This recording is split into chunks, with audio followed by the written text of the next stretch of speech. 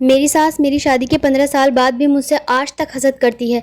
जब मेरी नई नई शादी हुई थी तो वो मुझे मेरे शौहर के साथ कहीं घूमने बाहर जाने नहीं देती थी। चलो तब तो समझ में आता था, नई नई शादी हुई थी, लेकिन अब तो मेरे बच्चे भी बड़े हो गए। आज भी अगर मैं कहीं चली जाऊँ बच्चों के साथ और अपने शौहर के साथ, तो वो बिल्कुल भी ऐसे जलने लग जाएगी, किसी न किसी को पीछे लगा देगी। शुरू से उनका यही है कि वो किसी न किसी को पीछे लगा दिया करती थी। पहले अपनी बहनों को, मतलब पहले अपनी बेटियों को और अपने बेटों को लगा दिया करती थी हमारे पीछे, और अब उनके बच्चों को लगा देती हैं, या मेरी देवरानी के बच्चों को। मतलब देवरानी अगर उनके अपने अपने शौहर के साथ जाती हैं तो उन्हें कोई भी मसला नहीं होता, लेकिन मैं अपने शौहर के साथ चली जाऊँ तो इतने मसले हो जाएंगे, उन्हें पता नहीं क्या क्या हो जाएगा। और मेरे शौहर तो हैं ही अपनी माँ के लाल, तो वो तो बिल्कुल भी कुछ नहीं बोलते, वो भी ले ही जाते हैं।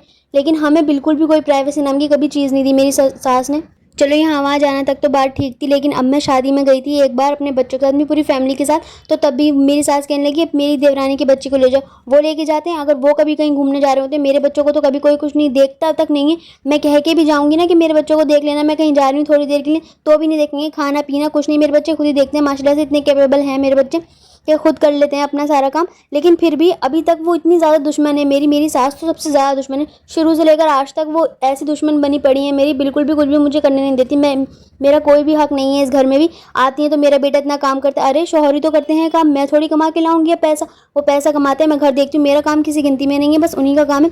और उनकी बहनें भी आके ऐसी ऐसी बातें करती हैं, सारा काम हमारा भाई कर रहा है, बस भाभी और बच्चे तो बैठ के खाते ही हैं।